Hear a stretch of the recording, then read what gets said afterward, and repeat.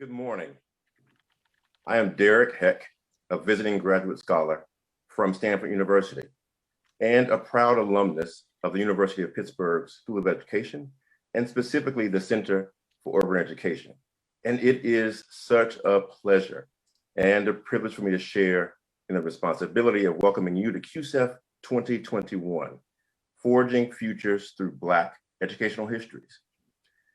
Before I go any further, I must acknowledge that this signature event of the Center of Urban Education represents one of the many powerful offerings of the center that have had to be shared virtually. To do this work already takes a particular courage and then unshakable conviction, but to do so in the context and realities of a pandemic has required a heightened level of commitment and ingenuity.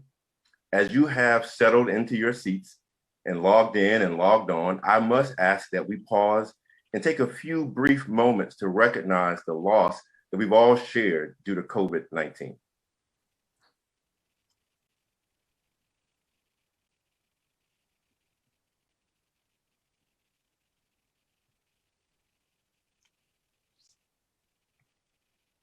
Thank you. While it is a mistake to compare the pain that has met us individually from house to house, it is imperative that we do understand how the pandemic has disproportionately landed upon the vulnerable, how it has disproportionately impacted the poor, and disproportionately landed on the doorsteps of Black people and non-white people. While in the United States alone, families mourn the loss of nearly 600,000 people, something must be said about the history and systems that create the patterns of endured pain that fall along the lines of race and class and gender. When we are asked to answer the questions, what can be done or what does it take?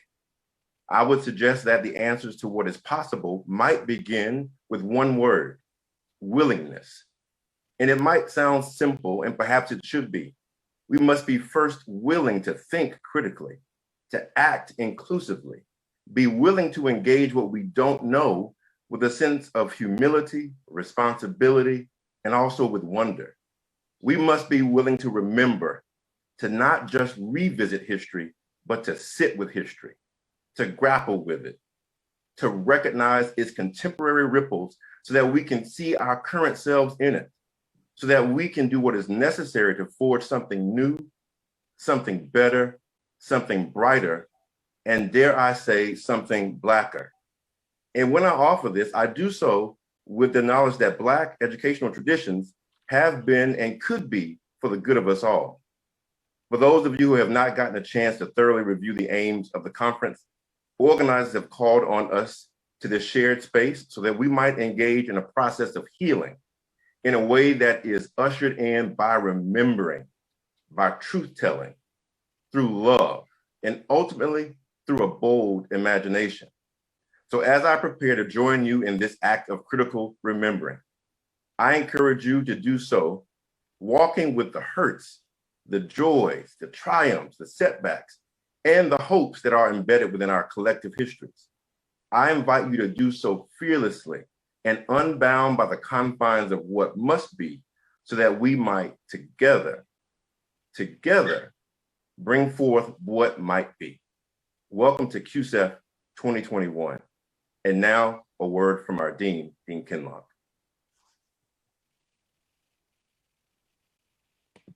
Hi, I am Valerie Kinloch, the Renee and Richard Goldman Dean of our School of Education at the University of Pittsburgh. And it brings me great joy and pleasure to welcome you to our 2021 Center for Urban Education Summer Educators Forum. What a magnificent conference that we have in store for you. And under the amazing leadership of Dr. T. Elon Dancy, our Center for Urban Education's Executive Director, Associate Dean for Equity and Justice in our School of Education, and the Helen S. Faison Endowed Chair, I welcome you. I welcome you to this conference themed Forging Futures Through Black Educational Histories. And I want to open my comments by offering you what James Baldwin offers us. So the Center for Urban Education is grounded in a historical analysis of how we think about equity and justice in education. And it is James Baldwin who writes about history, and I quote, History, as nearly no one seems to know, is not merely something to read. And it does not refer merely or even principally to the past. On the contrary, the great force of history comes from the fact that we carry it within us, are consciously controlled by it in many ways. And history is literally present in all that we do. And that's James Baldwin.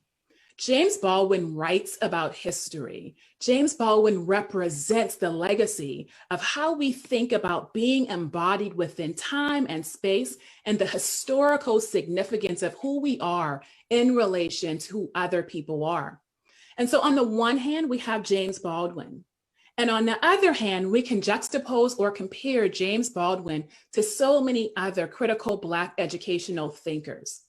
I want to take the moment to think about what James Baldwin writes when it comes to history in relation to what poet, activist, educator, scholar June Millicent Jordan writes when we talk about freedom. And this poem is titled Poem for a South African Woman. June Jordan wrote this poem and presented it in 1978 at the United Nations. And it is in commemoration of the 40,000 women and children who marched and sang and protest and resisted Dom Pass laws in apartheid South Africa. In 1956, they presented themselves and they said, we will no longer stand by and watch injustice happen to any one of us. And so this poem reads by June Jordan. Our own shadows disappear as the feet of thousands by the tens of thousands pound the fallow lands into new dust that rising like a marvelous pollen will be fertile, even as the first woman whispering imagination to the trees around her made for righteous fruits. From such deliberate defense of life as no other still will claim inferior to any other safety in the world. The whispers too, they intimate to the innermost air of every spirit. Now aroused, they carousing in ferocious affirmation of all peaceable and loving amplitude, sound a certainly unbounded heat from a baptismal spoke where yes, there will be fire. And the babies cease alarm as mothers raising arms and hearts high as the stars so far unseen, nevertheless hurl into the universe, a moving force, irreversible as light years traveling to the open eye. And who will join this standing up? And the ones who stood without sweet company will sing and sing back into the mountains, and if necessary, even under the sea. We are the ones we've been waiting for. And that's from June Millicent Jordan's poem, Poem for a South African Woman. I share that because within the lines of this poem, we have the feelings of liberation and the quest and thirst for transformation.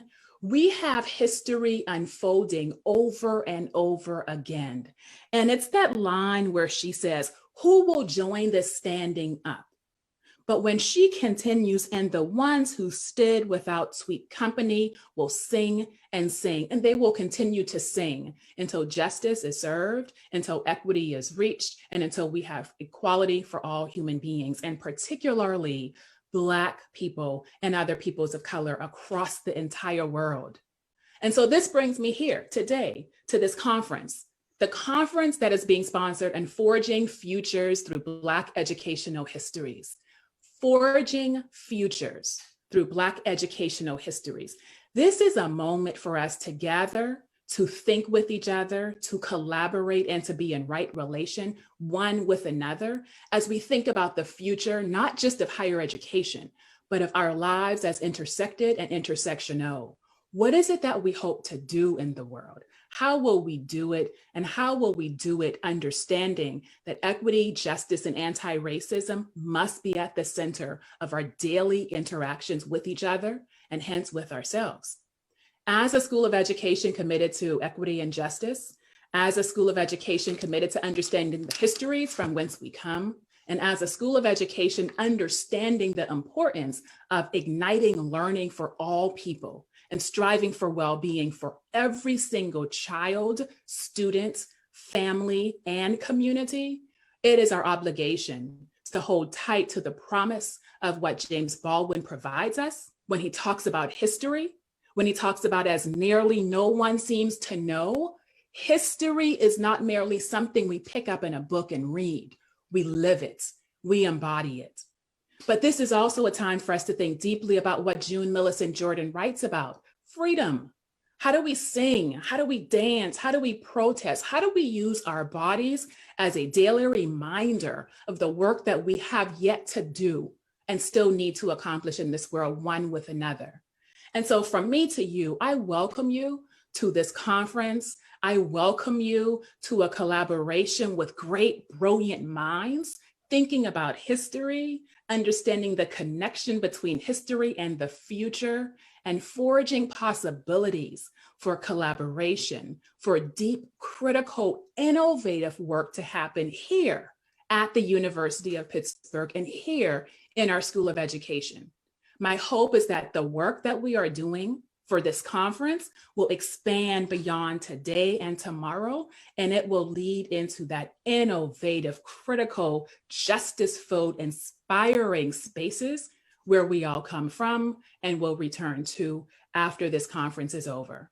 So from the School of Education, and as Dean of our School of Education, to you, whoever you might be and wherever you might be joining us from, I welcome you to a School of Education and to a conference that is about the following words. And I would be remiss if I do not read this mission vision from the School of Education to you.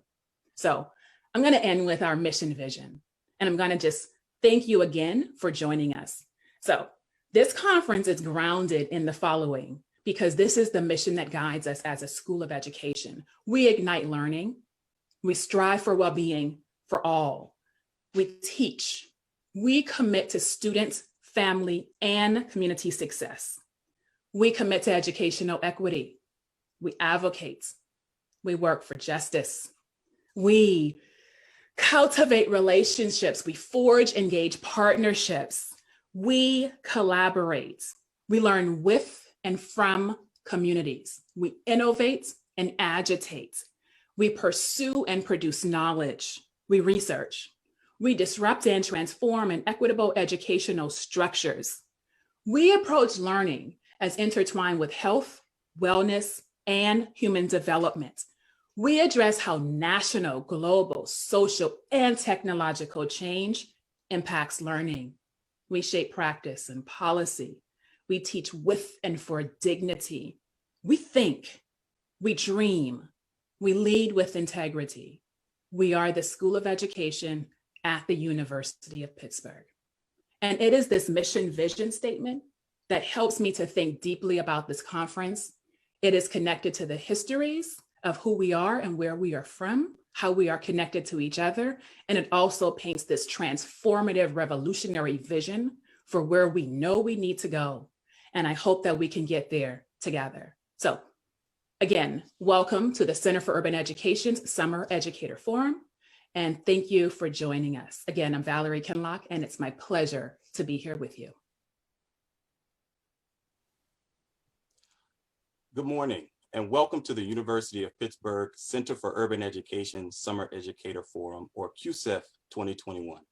I'm humbled to serve in 3 important roles in the Pitt School of Education: Associate Dean for Equity and Justice, Executive Director of the Center for Urban Education, and the Helen S. Faison Endowed Chair, a distinction which honors the contributions of Dr. Helen S. Faison, one of the first Black teachers in the Pittsburgh Public School District and both the first woman and Black person to hold the position of high school principal and deputy superintendent.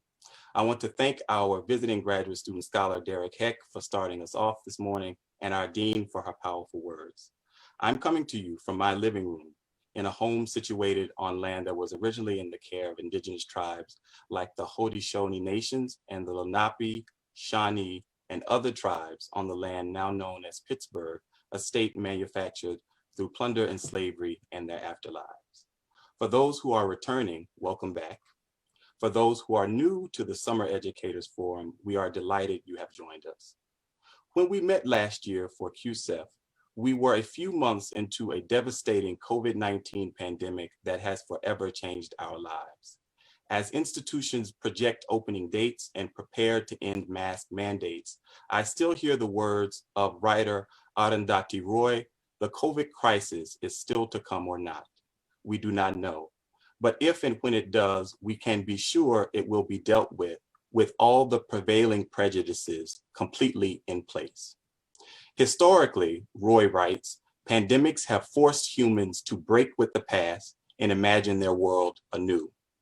This one is no different. It is a portal, a gateway between one world and the next. The Pitt Center for Urban Education invites you to spend the next few days with us engaged in study, imagining a new world of dismantled prejudices and pathways in fighting for it. This year, we are guided by our center theme of Forging Futures. As Black knowledge traditions resist white supremacist logics and methods, this focus does not exclude anyone, as Blackness is expansive and includes every cultural and ethnic reality, so are Black educational practices inclusive and collective. As Black historians, including James Anderson, who'll be with us later, argue, the idea of public education for all, including the enslaved, at the expense of the public was a Black idea.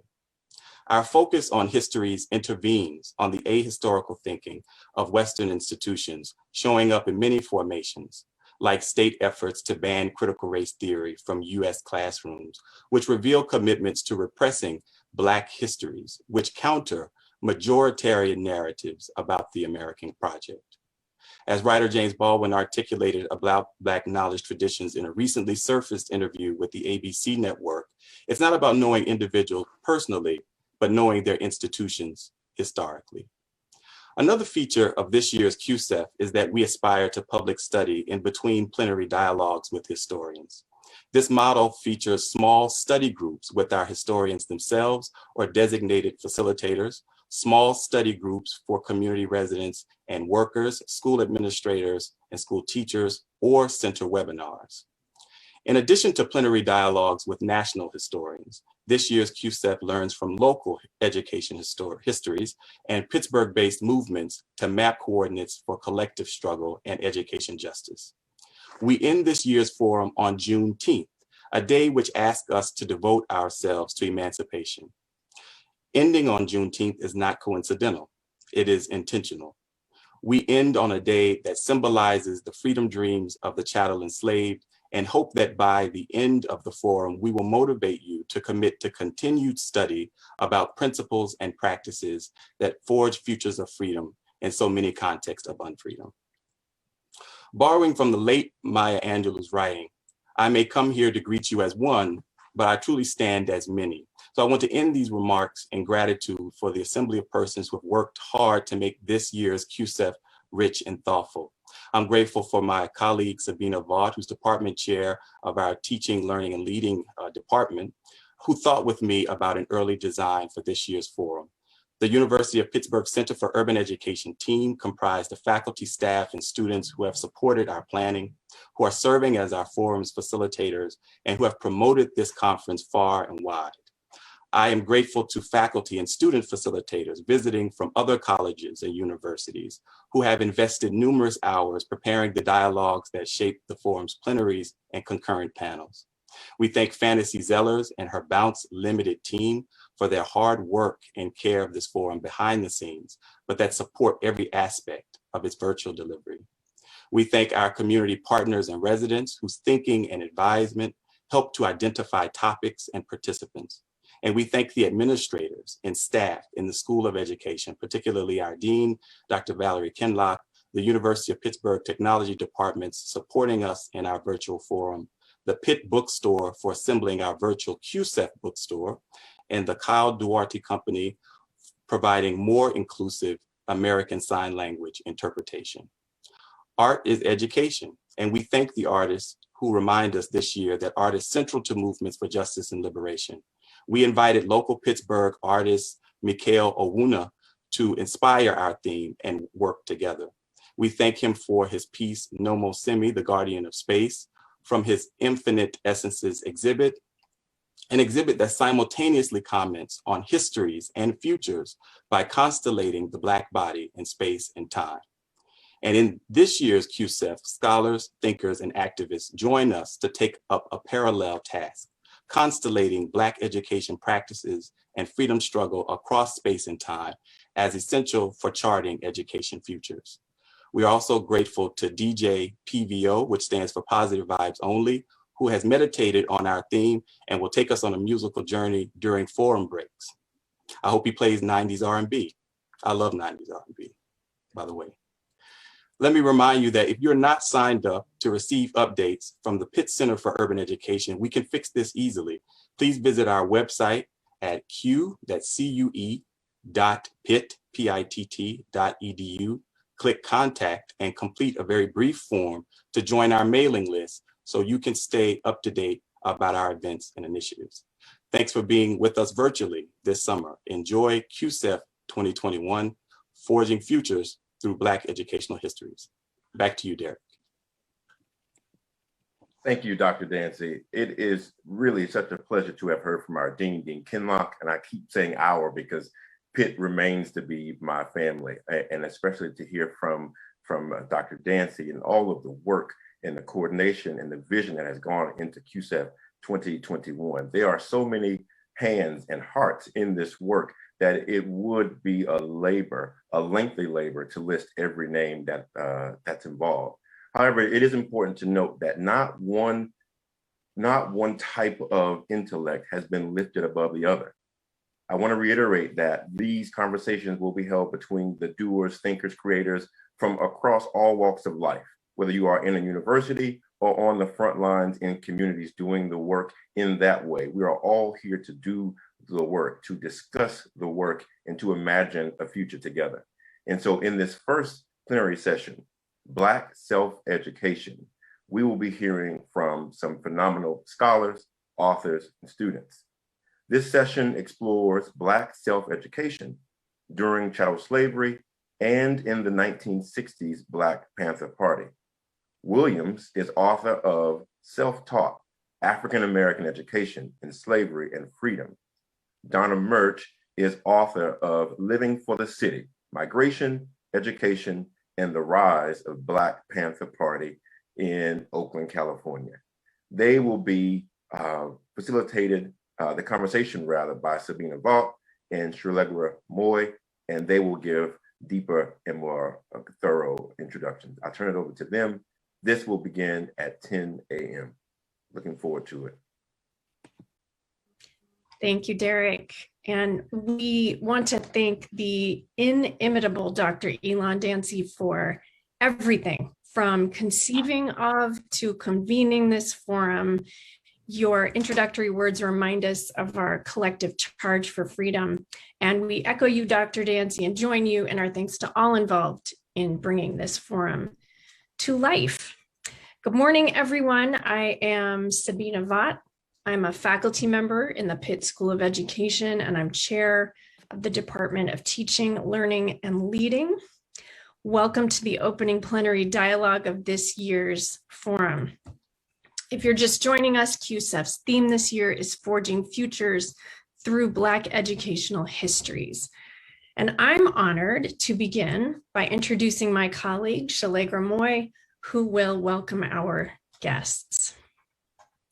Shallegra Moye is a scholar practitioner pursuing a doctorate in administration and policy studies in urban education at the University of Pittsburgh School of Education. Her research explores sustaining equity in university public school partnerships. Shallegra is the program director of the Heinz Fellows Program at the Center for Urban Education and the community lead of the 3 R's, that's racial equity, reading and relationships, scientific committee of the Pittsburgh study. Shallegra is a longtime pre-K-12 education leader and advocate and has developed projects for the Annenberg Institute for School Reform and 50 CAN, Campaign for Achievement Now, as well as presented at the Children's Defense Fund, National Community Schools Forum, and State of Black Learning. Shallegra's love of learning and children, coupled with her quest for racial equity, inform her areas of research and practice. Please join me in welcoming Shallegra Moye as she introduces our guest this morning. Thank you so much, Sabina. Sometimes when I hear that, I'm like, wow, that's me, huh? I am so delighted to introduce our illustrious guests this morning, and I'm going to start with you, Dr. Donna Murch, who is the Associate Professor of History at Rutgers University. She is currently completing a new trade press book entitled Crack in Los Angeles, Policing the Crisis and the War on Drugs.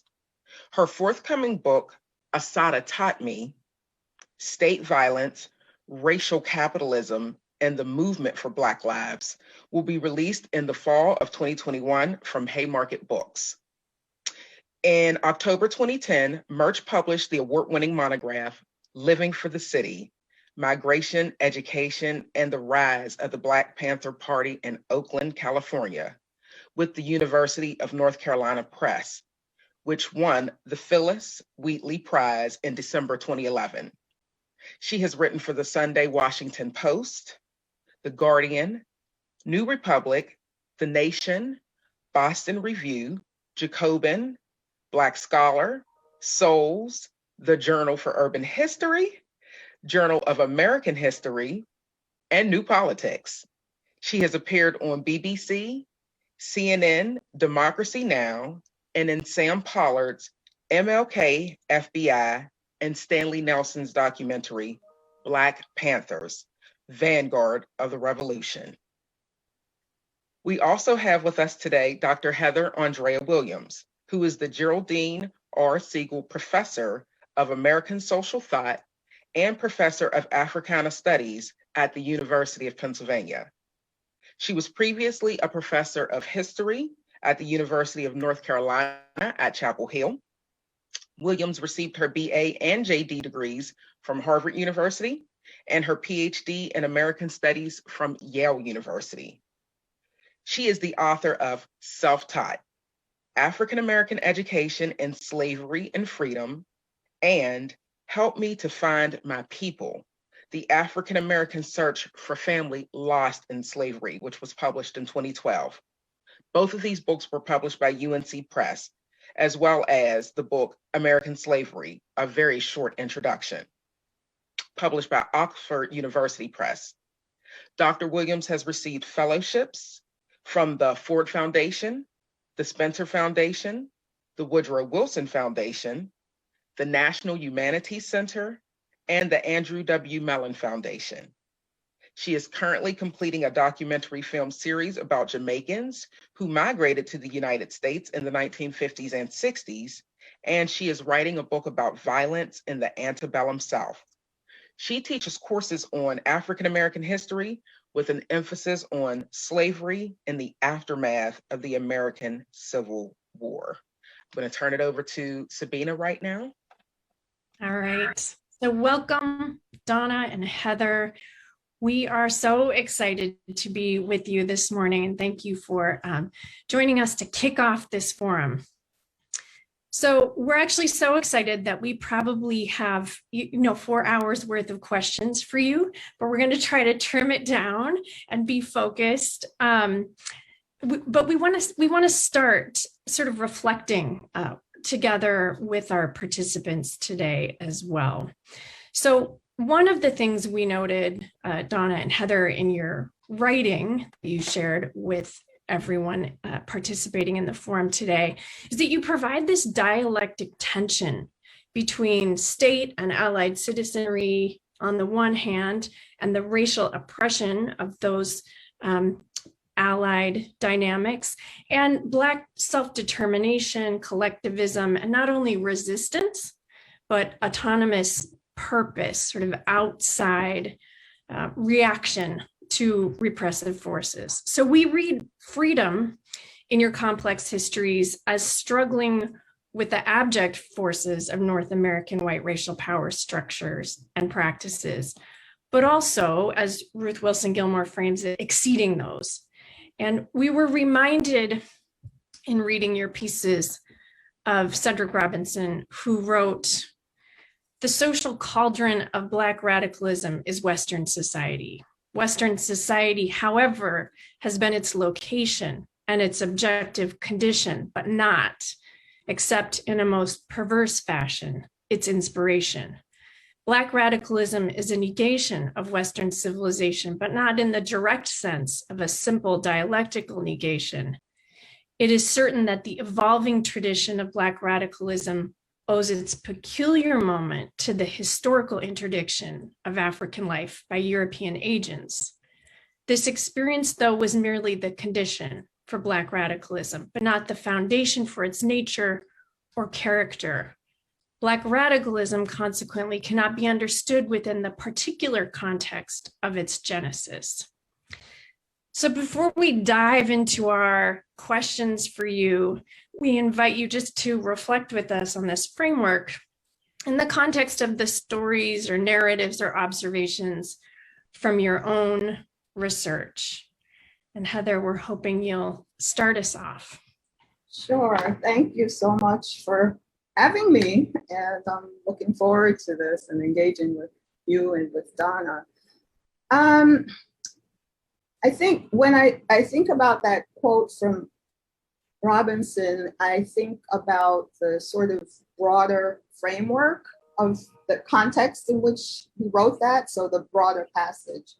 And as I read it, I think he was making an argument that before the time period that Donna studies, so before the post-World War II period and Black freedom struggles being expressed in that time period, many Western, and I think when he says Western, he means white, many white historians did not think that there was any history of Black political consciousness, of Black social movements, of Black political or radical ideology. And I think that's his reading, and he says, well, that's wrong. And I think my work begins to support that if you, and I like the question and the broader reading of it, because I think it nicely connects my work, Donna's work, in the sense that the people I studied were primarily living during the 19th century, so the 1800s. I go a little bit farther back, but primarily the 19th century. And they are the ancestors, the predecessors of the people who Donna studied in her book. And some of the people I study had grandchildren, great-grandchildren who migrated out of the South, and some of them went to places like Oakland, California. And so they came out of the history that I study. And so not necessarily the same people sending their children and great-grandchildren, but the same set of people. And clearly in my time period, I see the book that Self-Taught starts in slavery, but goes past slavery into what's called the Reconstruction period, but I prefer to call the Emancipation period, because I'm more focused on Black people's movement towards freedom than sort of the larger political. When people talk about Reconstruction, they're often talking more about the politics. And I'm interested in the politics, but I'm also interested in the people and their lives and their personal lives. And so in my time period, you know, I use you see ideologies being formed, you see people expressing themselves. And if we focus on literacy, for instance, when I go back and I read the first chapter of the book, I use the word radical several times, and I'm kind of at a distance from the book. I'm a little surprised at that. But when I put myself back into the circumstances in which these people lived, you can see that their movements were radical indeed. And radical is, I think, a relative term. So you've got people who espouse the violent overthrow of slavery. right? And you have somebody like Nat Turner, you've got David Walker, you've got the men who joined John Brown to take over the armory at Harper's Ferry, the federal armory. And so you've got that kind of an expression of radicalism. And then you've also got people who made a concerted effort to overthrow white supremacy, really, and slavery through becoming literate. And that might be a big notion for somebody who sneaks off and tries to learn to read and write. But when that person did that, that person took her life into, they took their lives into their hands, basically, because there were laws that said you can't do this. There were punishments for this and so forth.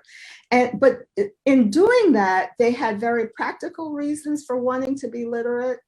And the very action of trying to become literate and then becoming literate really undermined some of the arguments that white people had put in place and constructed throughout slavery for why it was okay to enslave Black people. And they were really challenging this notion of some kind of intellectual inferiority or incapacity to learn.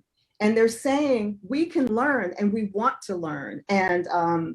And they're learning all kinds of things, but literacy was an important point for them and so they were seeing, so I guess I'll just wrap up by saying that there's a long history of, again, focusing on education, of Black people seeing education, seeing literacy as a way of challenging the circumstances in which they found themselves as captives and as enslaved people, and using literacy as one of the tools, one of the weapons that would help to eradicate this and would help to remove them from the positions that they were supposed to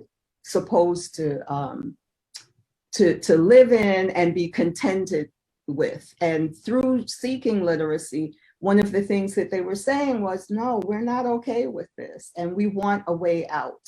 And that way might be a physical way, so I can write a pass that gets me out of here. I can forge a pass, or, white people were very afraid of what they would do with their words and what they would say and what they might write. And so I'll stop there. I'm sure there'll be other questions that get at some of this. Thank you for that question, Dr. Vaught, and also thank you, Dr. Williams. I think maybe I'll start just with a discovery that I made when I was first researching Living for the City, and that was that Cedric Robinson had been a member of the Afro-American Association. And shortly before he transitioned, I interviewed him, and he talked to me about the Cedric Robinson of 18 or 19, that the kind of experiences that he had at Berkeley in the early 60s. And it was a fascinating story because, of course, now you guys have read for your study groups the things that I wrote about this. But when I was putting it together, it was a history that I didn't know existed.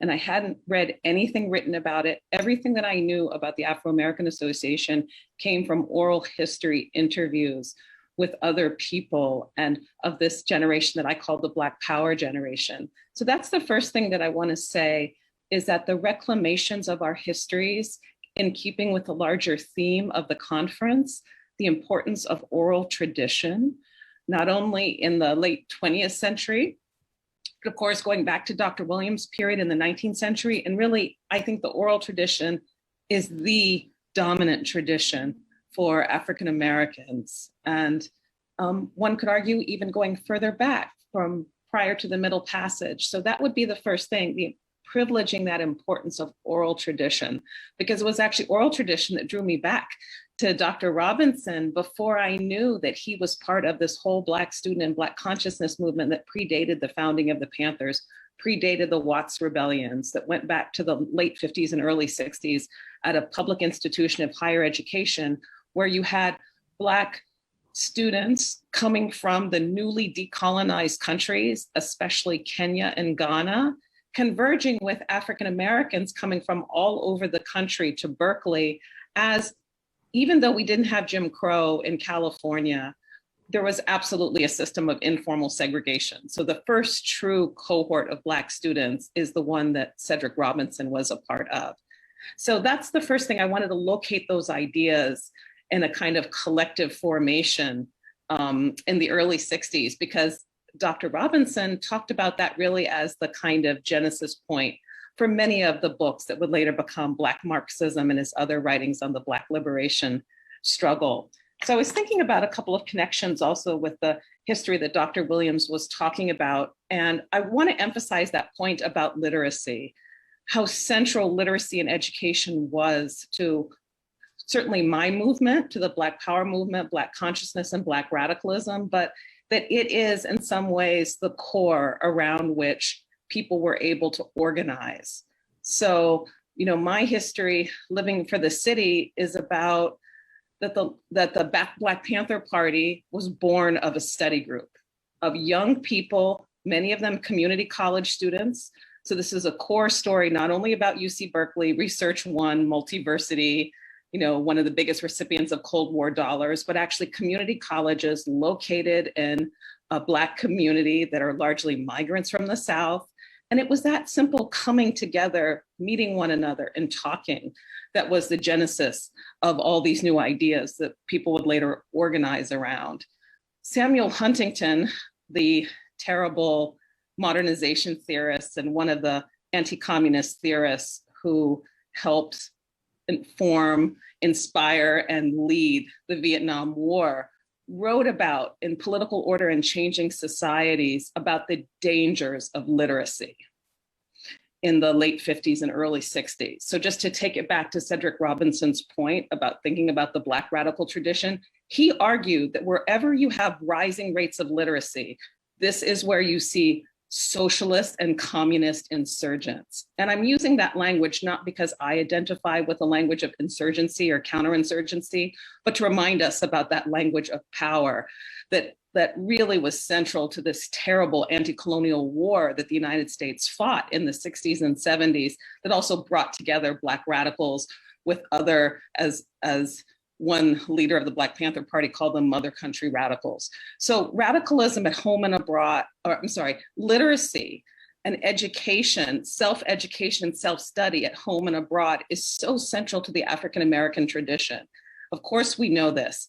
The irony is that the core ideology that was deployed against my subjects, the people that I researched, which is to use a deprivation model to see people as not educated, as not literate, that was deployed against them. What I, in the process of becoming an African-American historian, and also just from my own oral tradition, my own family, my own experience, and then later in interviewing oral histories for Living for the City, this incredible vibrancy of our learning culture, just how central it is.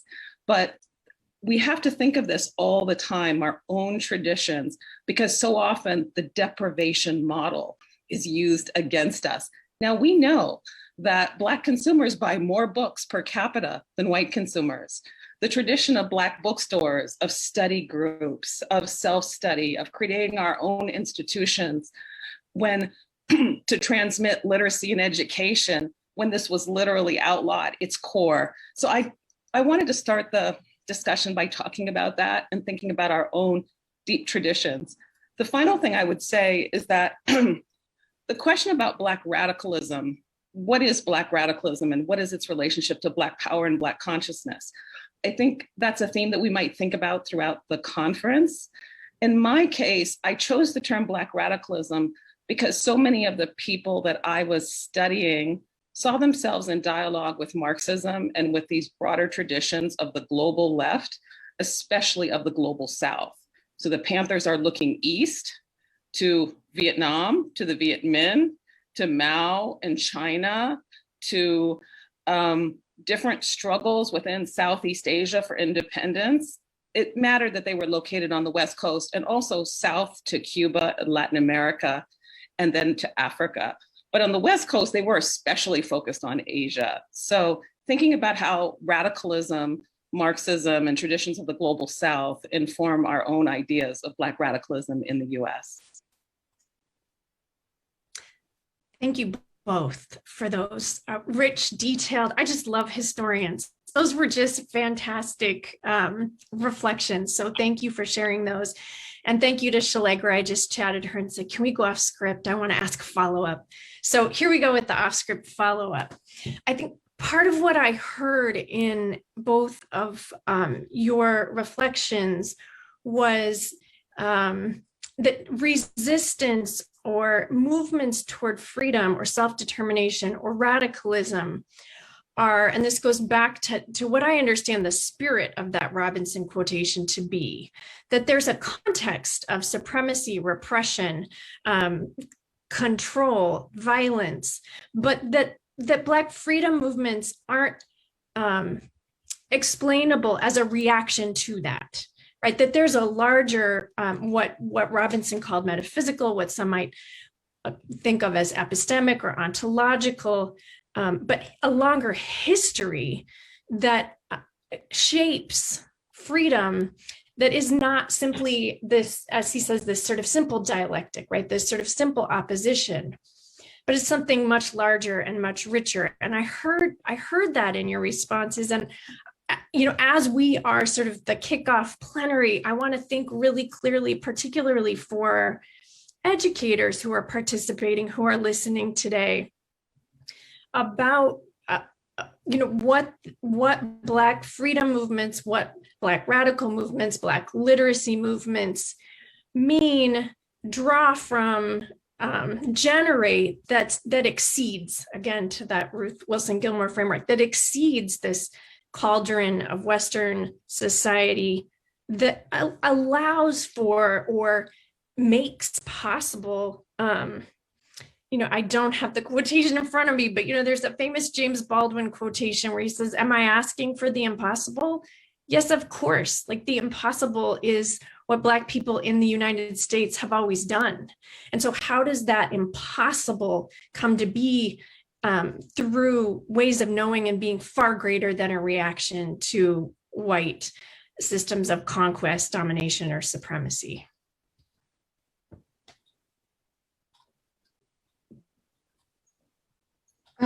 Well, I guess I can start. I'm not sure that I have a satisfactory answer, but I think, you know, Robinson talks about Africa and sort of an African root to this freedom struggle and to the desire for freedom. And I guess what I want to say is that, yes, especially before the abolition of the Atlantic slave trade, when people were still coming to America and to the Caribbean, for instance, directly from Africa. And of course, some, you know, continued being brought illegally after the abolition. That there were people who came into captivity who had known freedom and knew what that was and had a desire to, you know, you see in the literature in Jamaica, for instance, in the US, that it's so much harder to control the new arrivals because they have a place they want to go back to, and they have a memory of family somewhere else and freedom somewhere else. And I guess it's maybe not particularly radical of me, though, to say that I don't want to undermine the context in which these people found themselves, either in the first generation or in subsequent generations. So people who were born into captivity and who were born being oppressed and became enslaved because their mothers were enslaved and so on, up until the end of the Civil War. And that people did respond to the oppressive circumstances in which they found themselves, and they had to respond. And whether there was some innate sort of, I don't know,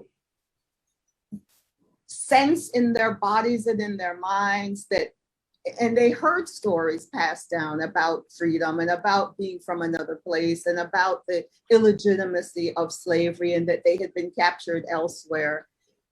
And they were also fighting against what was in front of them. And they were responding to white oppression in America and to the rules that said they were less than, should always be less than, that they should be immobile, that they should not be able to go from here to there without permission. So I just want to say that it makes sense that they were responding to what was in front of them and what was on top of them, in addition to having longer memories or sense of something else that had come before.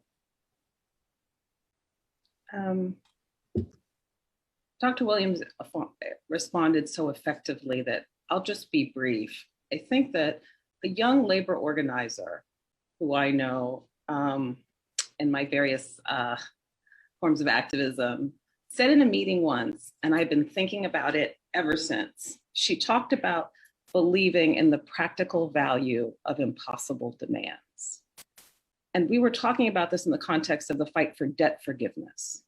Right? So we know there's over $1 trillion in student loan debt, and the disproportionate weight of that is borne by Black people, and 2/3 of that debt is borne by women.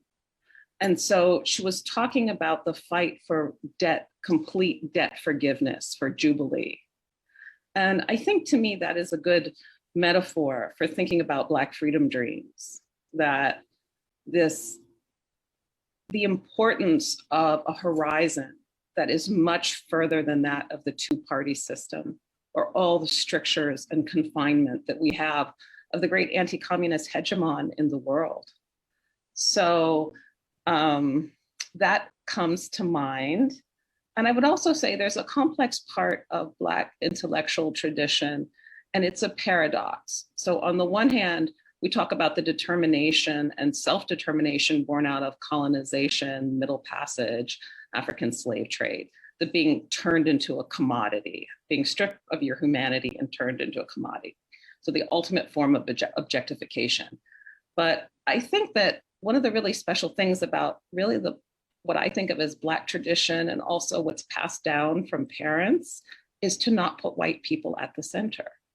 Yes, this has been our experience. But a big part of the reason that we have such a vibrant and powerful political and intellectual tradition has to do with our own relationships with each other and with ourselves, our own traditions, tending them and nurturing them. And I think that piece is really important. Thank you both. Speaking of not putting white people and whiteness at the center, we're going to pivot a little bit here and talk about or give some specific attention to state and state formation over time that you've both alluded to in your writings. And so Sabina and I, read you both analyzing the force of state power and the hyperlocal, the interpersonal interactions, all the way up to the nation state and its maneuvers, whether they're overt, such as in slave codes, or hiding behind liberalism, such as Brown v. Board. And so, for instance, Donna, you write, and this is a quotation, like its neighbors to the south, Los Angeles, school segregation in Oakland actually grew worse in the wake of the Supreme Court's landmark decision. We want to ask you to unpack that a little bit for us. Sabina, were you going to say something? And I think there's a second part to that question. Do you want me to add that now? Oh, okay. And then, nope, I got it. Thank you. And then Heather, you point to the centrality of violence to foil free people's educational efforts. And that was a quote from your book. And throughout the reading, you shared with us by giving examples of anti-literacy violence from so-called masters threatening to skin people alive to states promising to execute and sometimes delivering on those promises. You write specifically about the complex formation of anti-literacy laws, saying Placing anti-literacy laws in dialogue with the words of enslaved people enables an examination of the tensions that slave literacy provoked. The presence of literate slaves threatened to give lie to the entire system. And then later in the chapter, you write that Southern whites were cognizant of the revolutionary potential of Black literacy.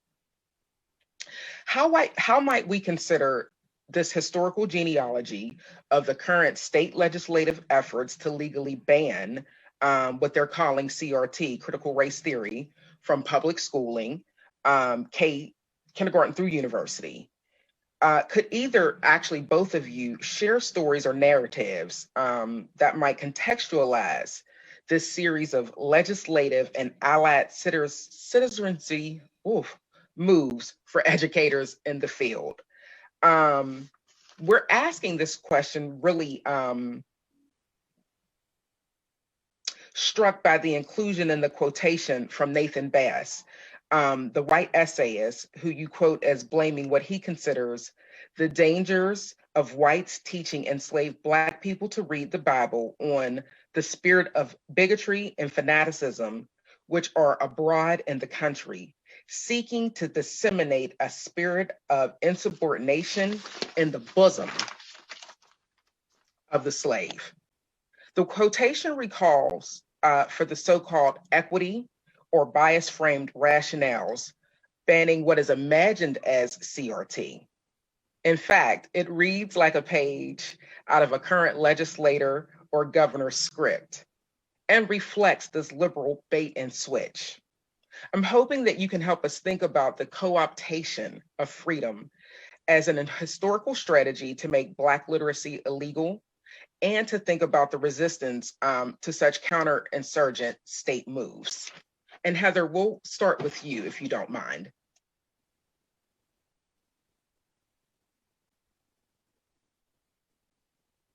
You're on mute. Sorry, I said, wow, that was a lot.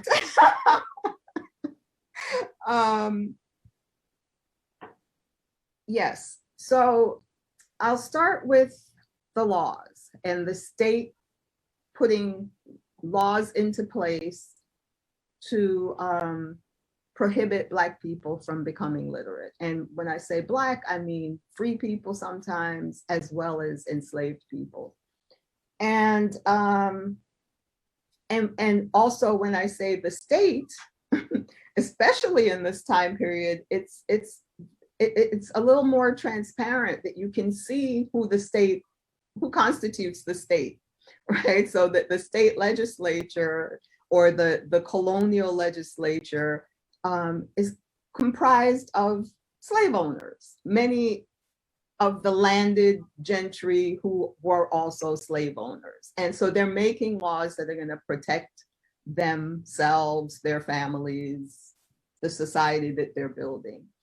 And, there's a long history I could trace of just laws trying to shut down Black people and creating the spaces in which they were supposed to operate. But I'll go directly to the anti-literacy laws. So you see laws starting in the 1640s, 50s, but 1740 is the first time that I came across a law that said it is illegal to teach Black people to read and write. And that was South Carolina.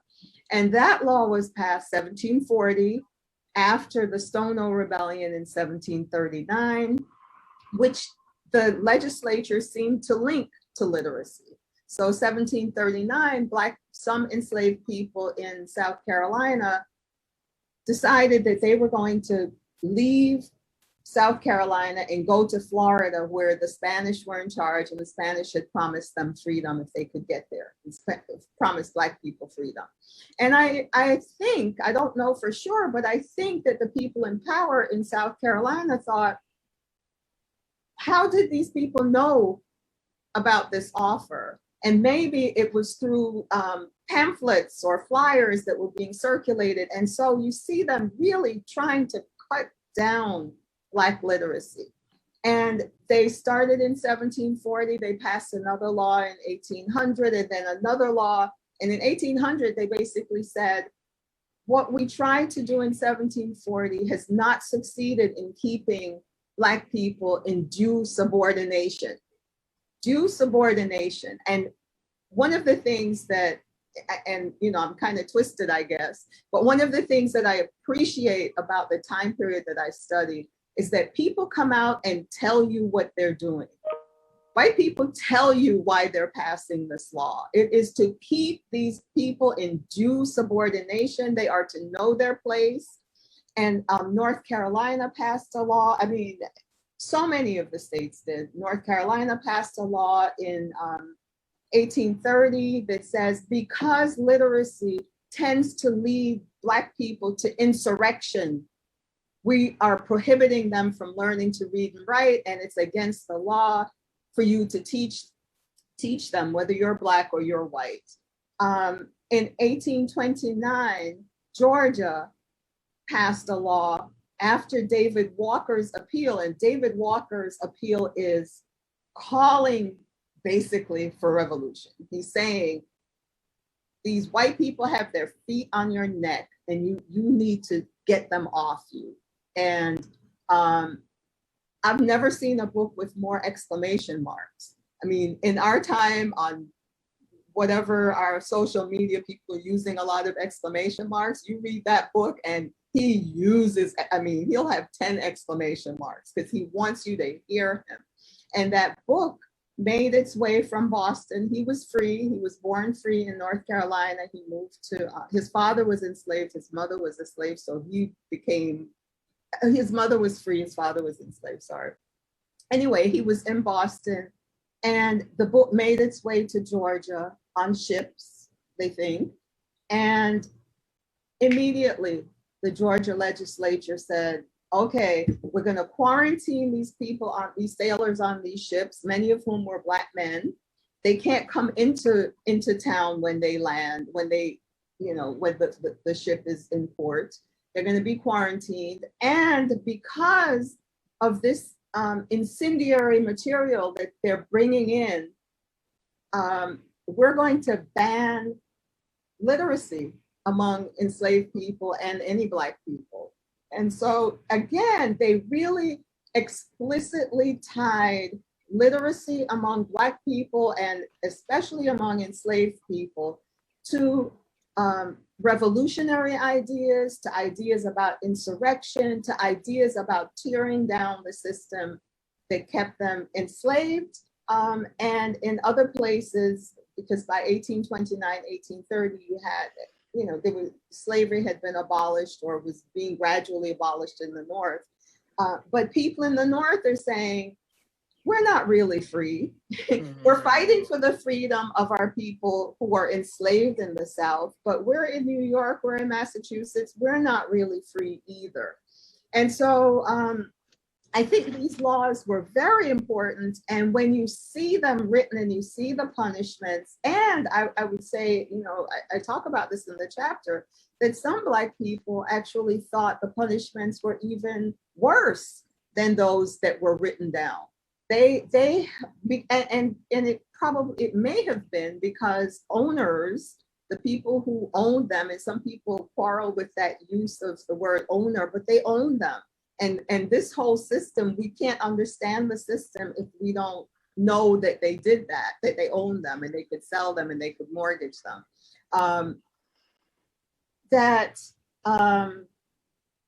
These people were, lost my train of thought, but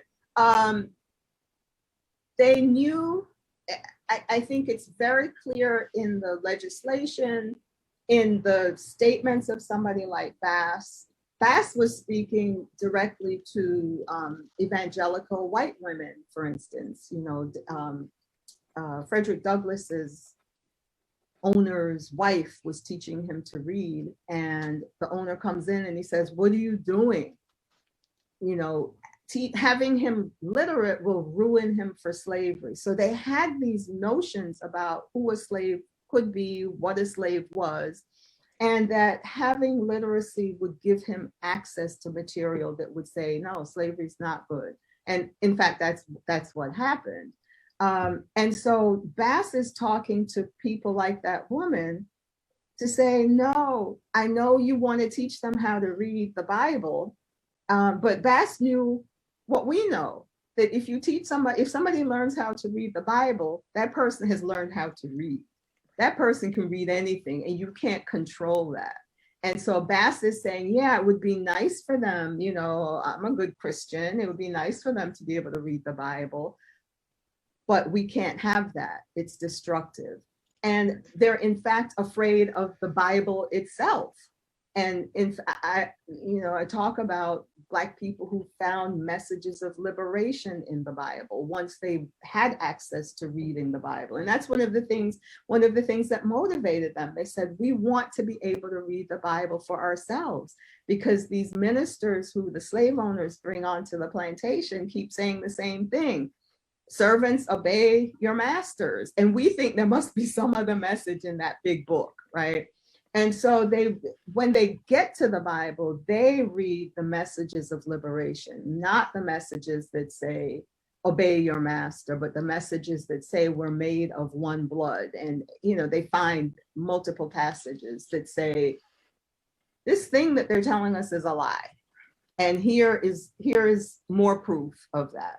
So I think to critical race theory, you know, we're seeing, and Donna can probably talk about this much more articulately than I can, but anything that's a threat to the position, let's say anything that is seen and perceived and felt as a threat to there are a lot of white people who feel threatened in that way, as we've seen in the last 2 elections, right? That they're going to lose something. And it's the something that they and their ancestors have been building for a long, long, long time.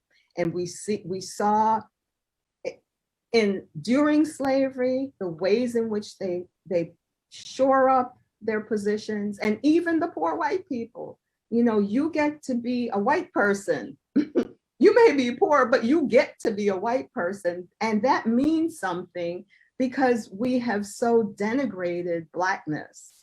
So you get something, you get a benefit from your whiteness. After slavery, they don't know what to do. The rich people have lost their property, right? They've lost the people who helped them to produce and to become rich. The poor people have lost, well, a lot of the rich people have lost their wealth as well. The poor people, now, okay, so you're white, but what does that mean? I can't read, but here's this Black person over here going to school, learning how to read. And so you just see it being played out in period after period after period, trying to go to number one, build up a system in which white people are elevated and Black people are denigrated. And then the longing in our time for this earlier period, some earlier period. And, you know, we have to wonder how much earlier? Is it 1950 or is it 1850? How far back do we need to go for you to feel safe and comfortable? And so, you know, critical race theory is seen as a challenge. It's something in which people are saying, look at what was going on. You know, slavery is not this benign institution. It was terrible. And people have fought it. And then going forward in time. And so I was listening, something on the news yesterday that struck me. I think it was in New York City. They were going to give out some of the federal funding that's come out of, you know, helping to support people during the pandemic to Black and female restaurant owners. And some white people, I can't say men because there were likely some white women involved as well, sued and said, no, you can't do that.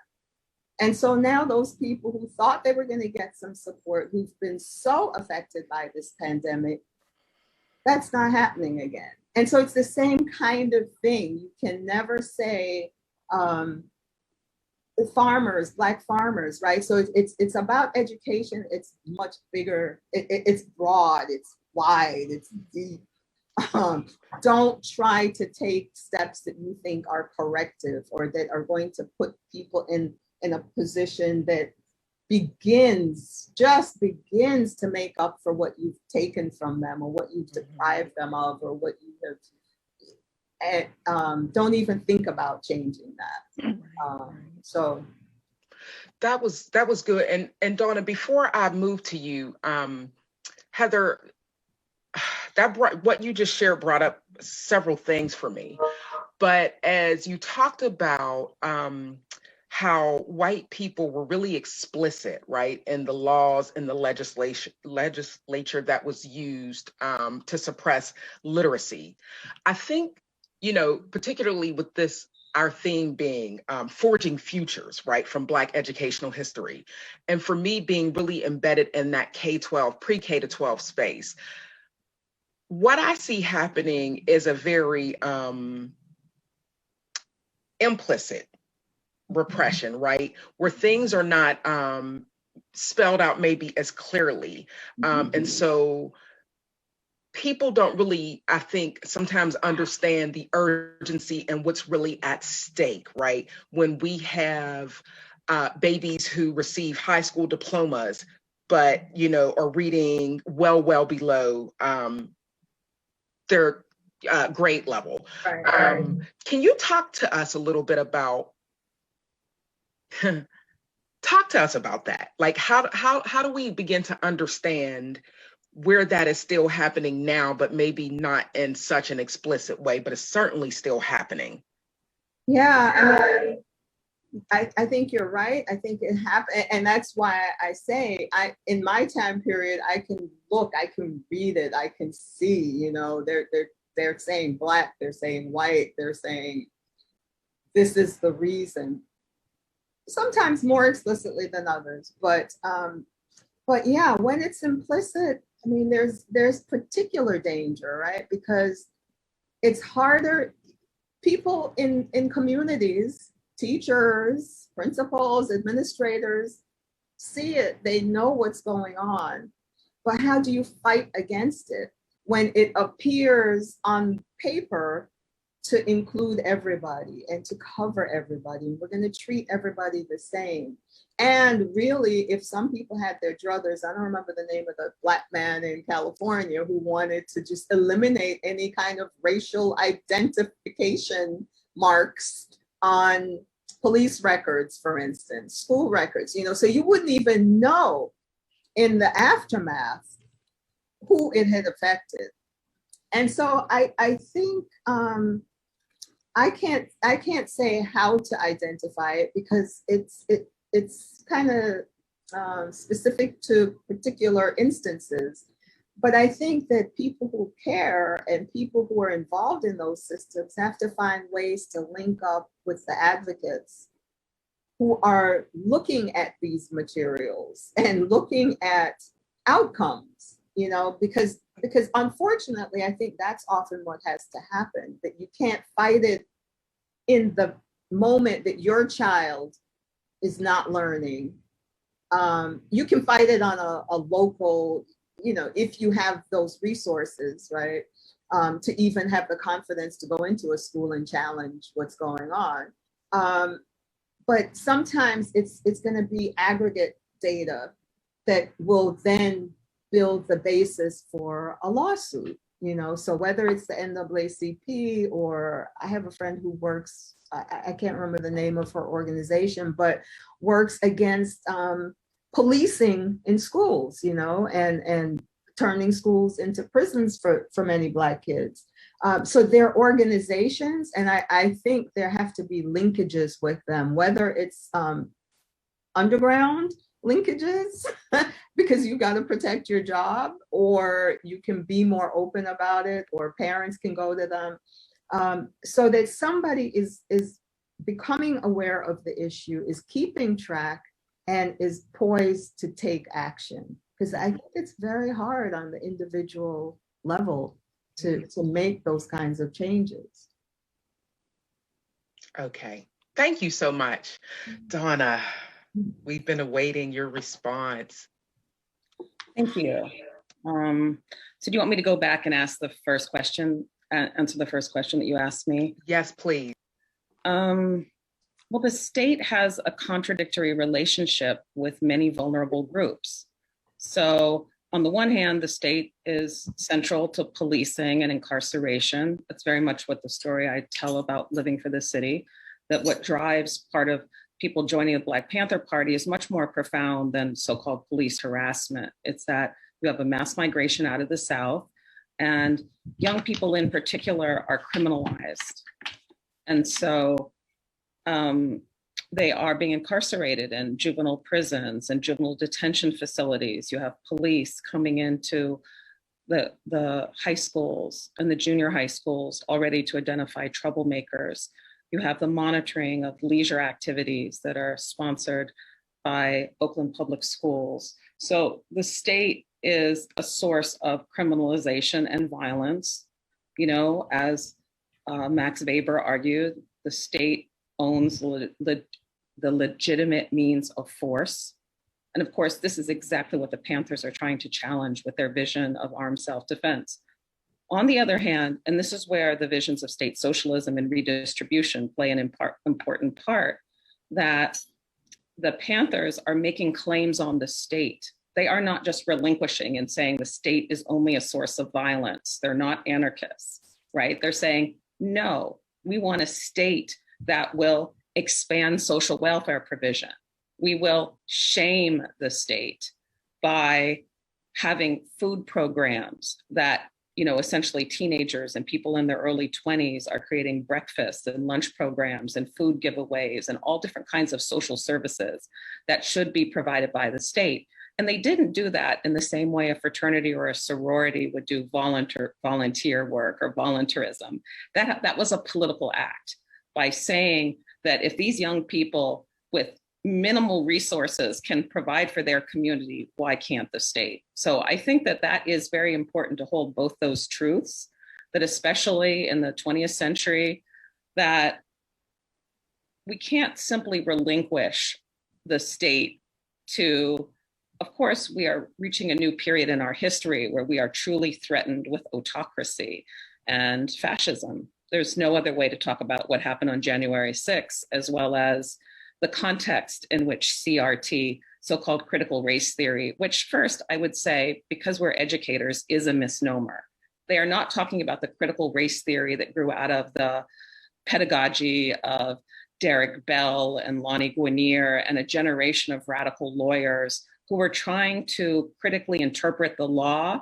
And in order to do so and to understand how race is central, even when it isn't mentioned in contemporary law.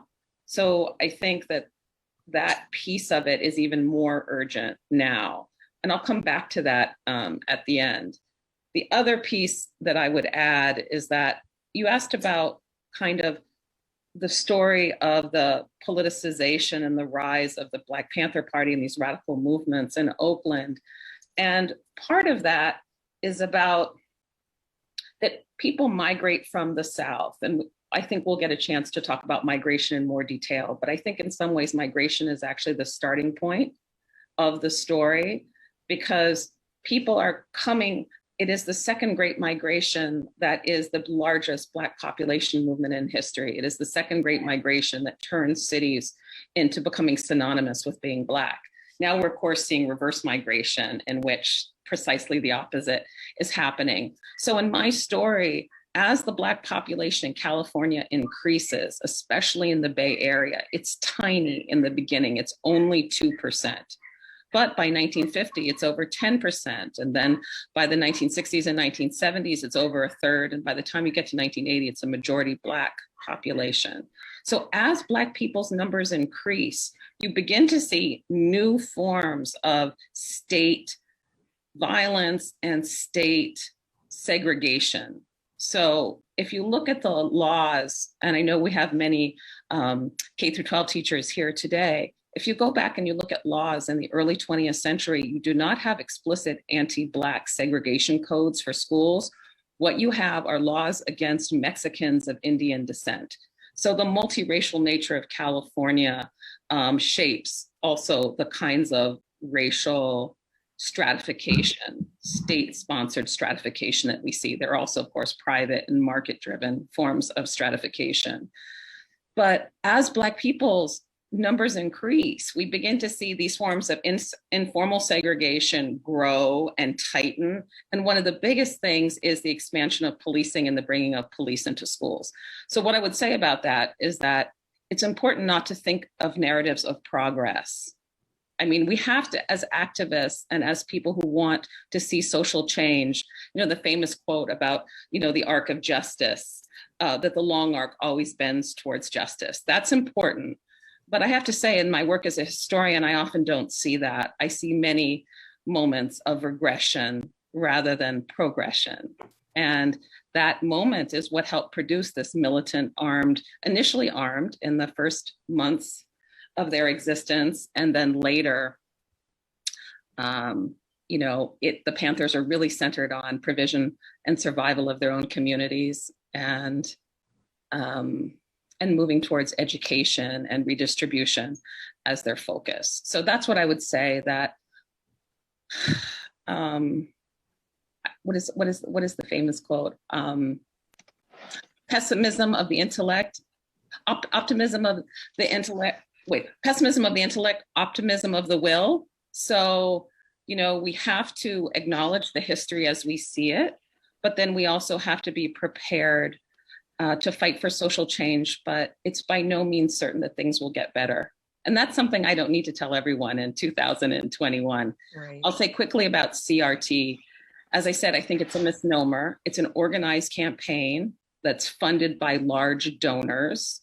That's really important, that it has a very specific history to it. And it's a continuation of the culture wars that we've seen really since the passage of the Voting Rights Act.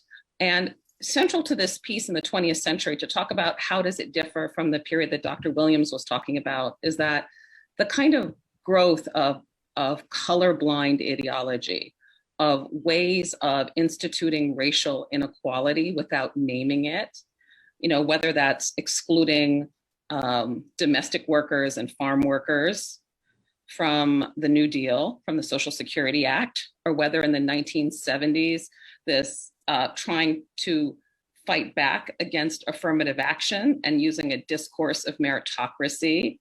So unfortunately, University of California played a very important role in that in the 1990s with John Woo, who was author of the torture memos from 2004. But prior to that, in the early 1990s, he wrote the language of the so-called California Civil Rights Initiative that took out race as a state category that could be measured. So we are in very difficult and dangerous times right now. And I think I see the fight against CRT as a direct attack, number one, on public education. We have to spend a lot of time talking about public education. It is in a lot of danger through charterization and privatization, also the attack on the public universities. And again, using so-called culture war as a way to attack these public institutions. So it is an expression of white supremacy, but I also think it's part of a broader agenda, whether it is the attack on the post office, which did not start with Donald Trump. That's been a 30-year campaign because the post office is seen as a form of socialism. It's attack on the university, because the majority of people go to public universities, not to the elite privates that we spend all our time talking about. So I see CRT as not really about what it says it is, right? It's really an attack on all different forms of anti-racist work and on the institutionalization. This is why there's such fury about the 1619 Project. The idea that the New York Times would publish a series led by a brilliant Black female journalist that puts slavery at the center of our history. So I see these as specific kinds of political attacks on people and institutions. Thank you so much, Donna. I have actually another question that I'd like you to kind of start us off with.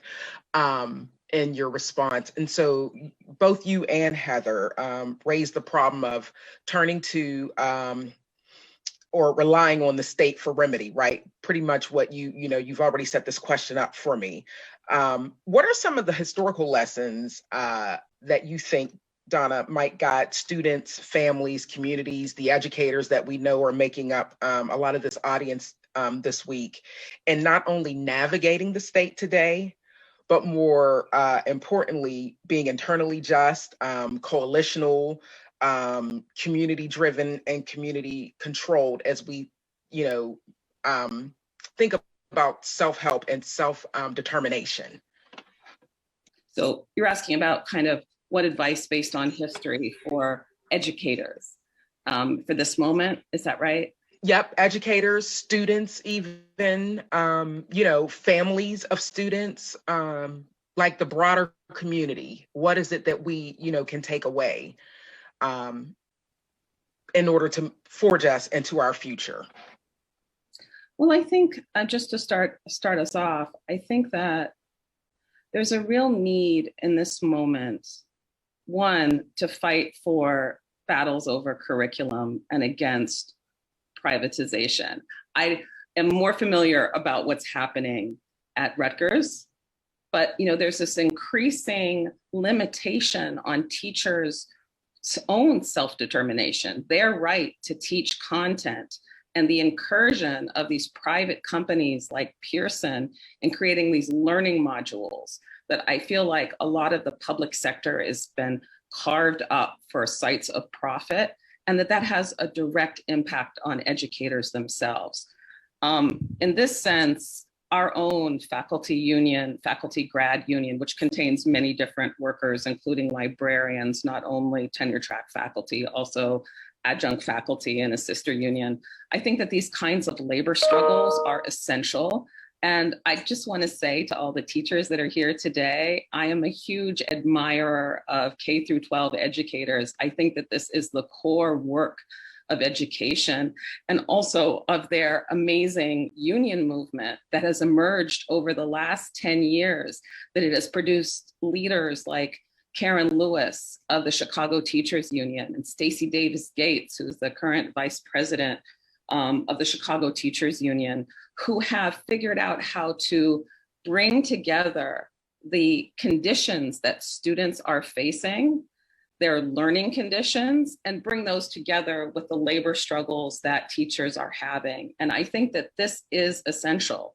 We are in a moment in which we are in danger of seeing the real dismantling and destruction of our public education system. It's been a long time coming, but the forces are arrayed against this. This is why I think CRT has to be seen in a broad range of the kinds of specific policy changes that are being pushed by the right. So that's the first thing, like looking to the traditions of Black radical teachers like Karen Lewis and Stacey Davis Gates, the ways that they have just demanded and successfully won through collective bargaining to have a nurse in every school, to have a counselor in every school, and following the Chicago Teachers Union, also Los Angeles, UTLA, the United Teachers Los Angeles, similar. So that's, I would say, the first thing. There's a wide variety in what's happening in different teacher unions, but I think making those as institutions for the fight for social justice and looking to the traditions of Black radicalism to think about collective bargaining, because as Karen Lewis used to say, our working conditions are our students' learning conditions. The second thing, which is related, is just fighting for control over curriculum. It's so important that we keep real content, reading real books, and teaching core skills of literacy, and not allowing this to be determined by giant bureaucracies and private corporations that are seeing the schools as sites of profit and extraction. And then the third thing I'll say speaks just to the theme of the conference, which is the importance of self-study and study groups. I really believe in the power of study groups. I don't only study groups, I have been a member of multiple study groups, and I'm a member of a study group right now. So, study groups are important to the development of activism And I think one of the most powerful areas for study groups is the nexus between people's lived experience and then looking to history, to autobiography, to social science, that intersection between what we see as our most serious problems and then how we answer those problems through being informed. So yes, I will end by saying study groups. I know we will all be in study groups later today and tomorrow, but I think that they're one of the best responses.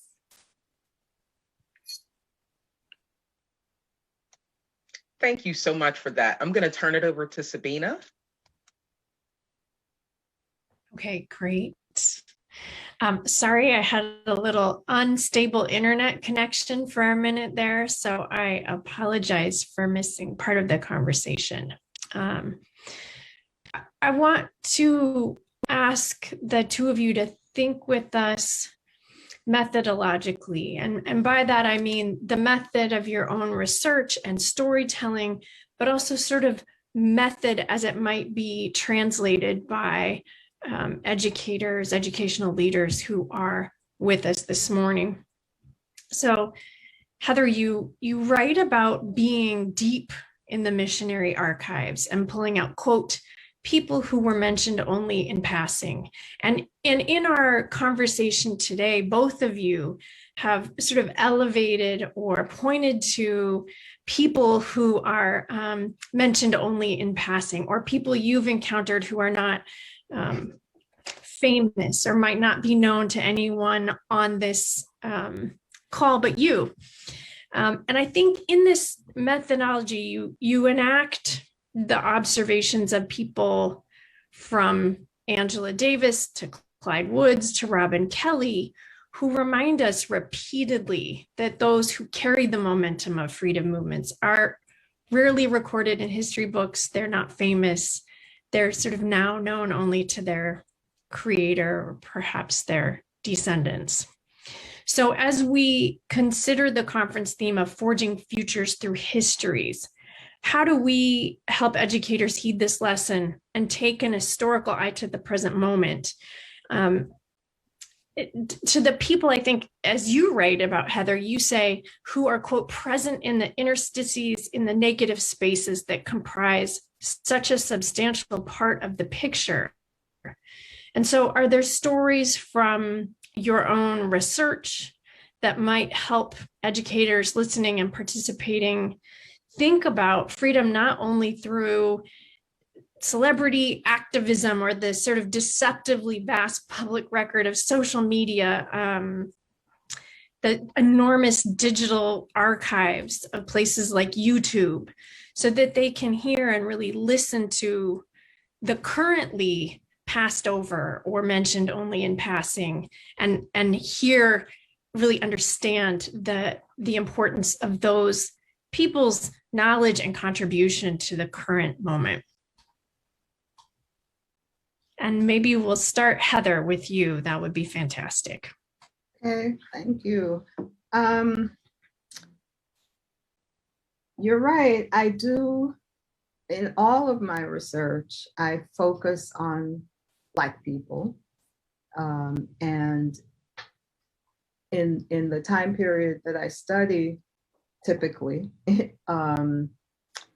there are just not many sources that center them. So you've got the slave narratives that were written by people who had been enslaved, and it's their autobiography. I don't know why they get called narratives, not autobiography, but even there, if you're looking for a particular topic, so I'm looking at education or I'm looking at family separation, they may only address my topics for a few sentences, maybe a paragraph, and then they go on because they've got a whole life to tell.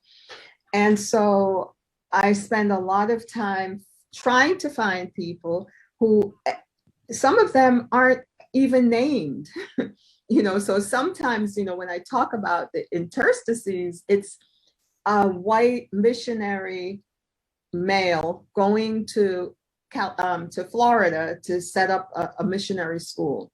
When we got there, the Black people already had a school set up and they wanted support from the missionary organization, but they wanted that in the form of books and funds. They did not want it in the form of a white man coming to tell them what to do. And he basically said, he's writing back to his organization in the North, and he says, you know, these Black men have been given the reins and they intend to drive. I'm leaving. I can't do this. And so what he gives me there is a sense of what the Black people in that community were doing and the kind of pushback that he was getting from them. I don't get their names. I don't get any documents about them, but they become a very important part of the story. And then I put them with other people in the story.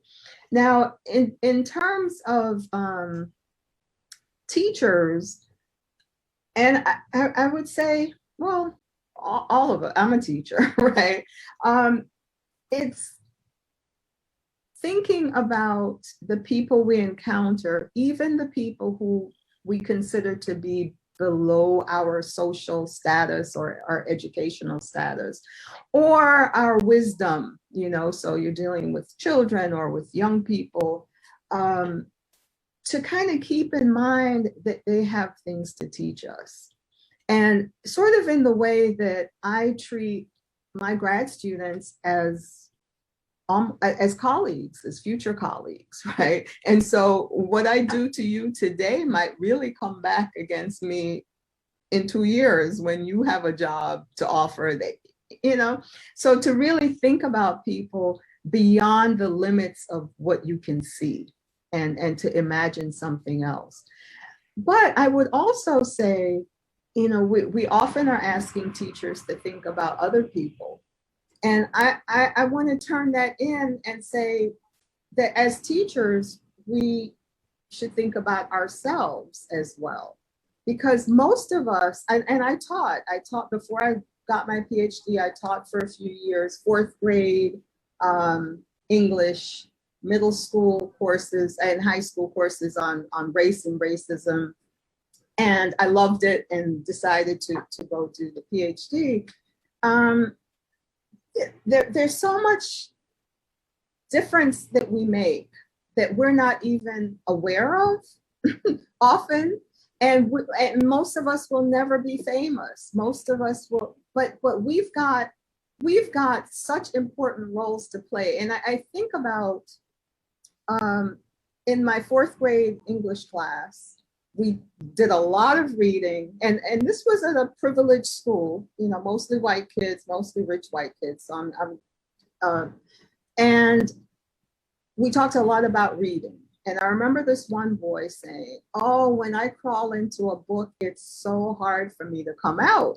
He said, you know, at night, my mother comes and I get in trouble because I'm sneaking and I'm reading. And I noticed this other boy, so these are what, 8, 9-year-olds, another boy just looking at him hungrily, you know, because he didn't have that experience and he did not love reading. And within months, I saw that child in the hallway at lunchtime reading. And then he started talking about loving reading. And the change happened very, very quickly. And I think about that kind of impact. So it was the story that the boy told about going into this other place and having a hard time coming out. But it was the question of the teacher that got that story into the room, right? And so it's a small thing, but I think we do those kinds of life-changing acts frequently, but it doesn't come back to us frequently. We don't often know what children or the adults I teach, we don't often get the feedback to know what they take with them, but we have to believe that they're taking something. And so I think we have to see ourselves as actors and as, you know, it's hard to think of ourselves as historical actors, but in self-taught, I have a chapter on students. I have a chapter on teachers. Many of those teachers were unnamed.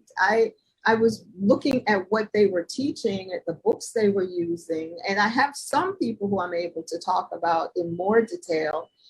but their existence helped me to craft a narrative about Black education, about Black people's desire for education, for literacy particularly, and for the kind of impact that they had on people's lives, and preparing these young people and adults to go to colleges or to normal schools where they would train to become teachers, or to the schools to teach ministers, the seminaries. And so we may not, we live in this culture, as you talk about, of social media and celebrity and virality. I don't even know if that's a word, but that's what people are aiming for. And I think that there's so much more that's important. And even if we never are part of a viral video, or we're never acknowledged for, I don't know, dancing in the hallways with the kids, we're doing important work. And I think we need to reflect on ourselves and our commitments and what we bring to this time.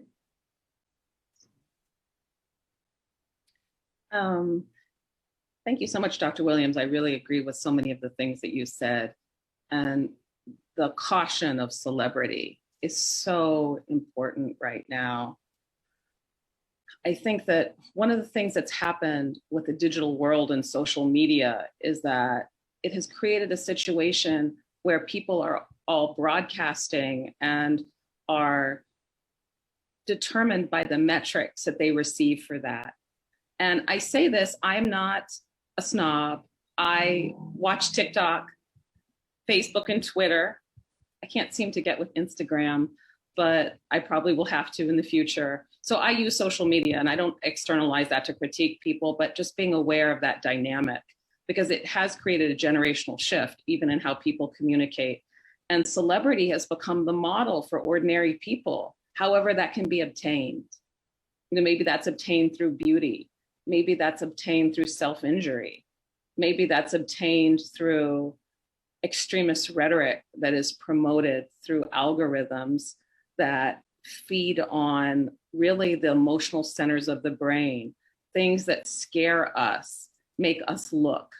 So I think that piece and how we understand anonymity in the world of, in the era of the kind of penetration of algorithms and social media, how I understand anonymity has been utterly transformed from 25 years ago, before we all had digital imprints, and I think there is a political consequence to the constant search for celebrity. I see it in the people that I know, especially younger people, because in a time when real income is falling, when we're seeing extreme class polarization, this kind of earning of celebrity has been a way also for people to make money and to brand. So young people often use the phrase, my brand. And so just being aware of that. I know as teachers, we're all coming from different generations, but I did come from a generation where television went off at 11 o'clock. I watched, of course, until the very last minute, so I know that. So it's not that I don't partake in these, but it has changed. Anonymity in many ways was a given and was the experience of the majority of people. But social media, I think, has made it possible for people to imagine a kind of demimonde in which they're the star. And so I'll just say that for the contemporary moment, for us to think about that and use it as a reference point, so that when we're teaching students, we're also thinking about how much of that learning is taking place in an algorithm-driven digital world.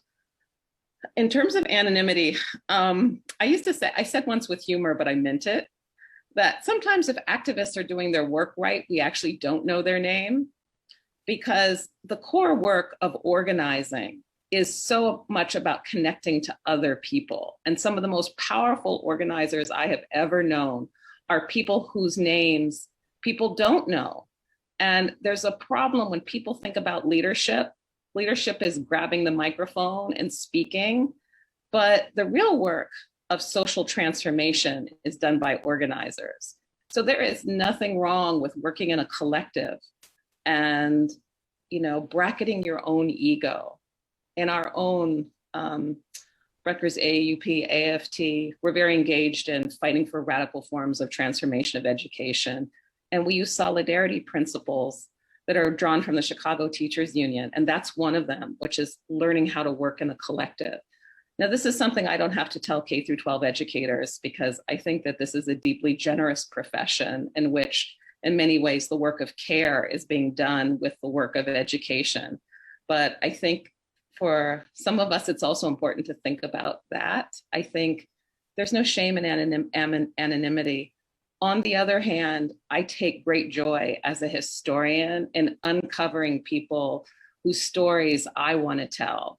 So I guess that contradicts what I'm saying a little bit, but I really holding up the people whose names we don't know. And I'll just give a concrete example from my book.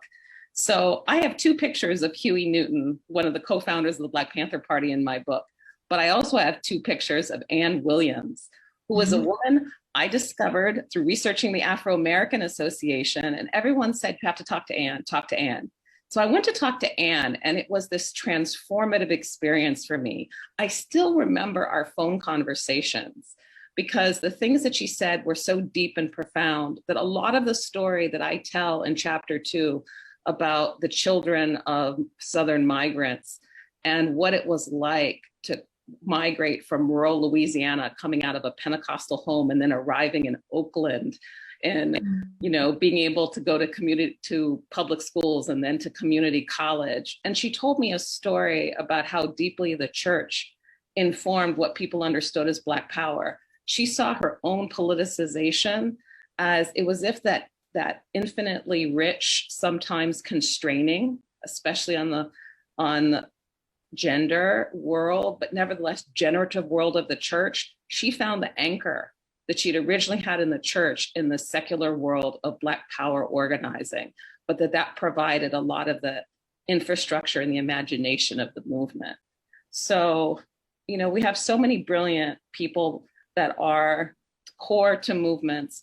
I also think that there's a gender dimension that too often women are overlooked, unrecorded, and ignored because they do a lot of the work of what Marx called social reproduction, reproducing the world that exists, the work of potty training children, of the giving of language and learning of language. And in political organizations, almost every organization I've ever been a part of, women did the core work. But sometimes that work is subordinated to leading, because leading is to become the public face or to be interviewed by the New York Times. The final thing I'll say is, I think that oral history, having students do and learn oral history is a wonderful way to transform how they understand who's important. There was a member of the Oakland Writers Group who did an exercise at Marin, I think it's called Marin Community College in Northern California. And he did it every year. He had his students interview their mother about their mother. And I love this exercise because it's a way of getting the students to think historically, but to define that history in the parameters of their own families, because everyone has a mother and everyone's mother has a mother. So I just would end by saying that I think reversing the camera from metrics and outward validation and having people take the methods of history and turn them on themselves and one another to think our history matters. I'm sure we've all had those moments with our older relatives. My mother in our family was a brilliant historian, untrained. She knew everyone's history and she understood all the conflicts because she knew the history. So she was a historian. So looking to take that, the importance of our past and use the people we love also and think about their history as equally important to the world of public histories. And Donna, I'm so glad that you turned us toward gender. One of the questions we've run out of time and won't get to, but we're going to encourage participants to think about with you all and with your work as they continue to engage it. is the way in which gender figures into your respective research. And Donna, you wrote in chapter 2, quote, "Rebellion was much more accessible to boys." And so I know you've, paid attention to gender throughout the pieces you shared, but that sort of jumped off the page for both me and Shallegra. And of course, Heather, you talked about the ways in which men who were enslaved at times experienced this sort of greater mobility, affording possibilities for both learning and escape that were unavailable to women and girls. So we encourage people to stay in conversation with you about the role and function of gender. And as we sign off and thank you, we just also want to we want to say thank you for a line you wrote, Donna, that as we speak to K-12 educators, we hope will be transformative. And when Shallegra and I first met after reading both of your pieces for today, we had highlighted, bolded, starred this line. It's where you're talking about Garrett and sort of tracking, among other things, in migration to California. And the line is this: "The shock of being dumb." And we sort of started to formulate a question and then thought that just stands by itself as this sophisticated, deep, profound analysis, both of the repressive functions of K-12 schooling and of the existing, as you, Donna, started us off with early in this conversation, family knowledge, community knowledge, knowledge that's outside these systems. And we saw in that the shock of being dumb, this sort of profound collision. And so we wanted to remind people to go back and look at that and reflect on that, and to be in conversation with the two of you as they move forward. So we thank you so much for this vigorous, rigorous, exciting conversation. We learned so much. We're grateful for your time, for your thoughts, for your contributions, and really for your framing of this forum as we start off our 3 days. So thank you both. Thank you. Thank you all so much. Thank you.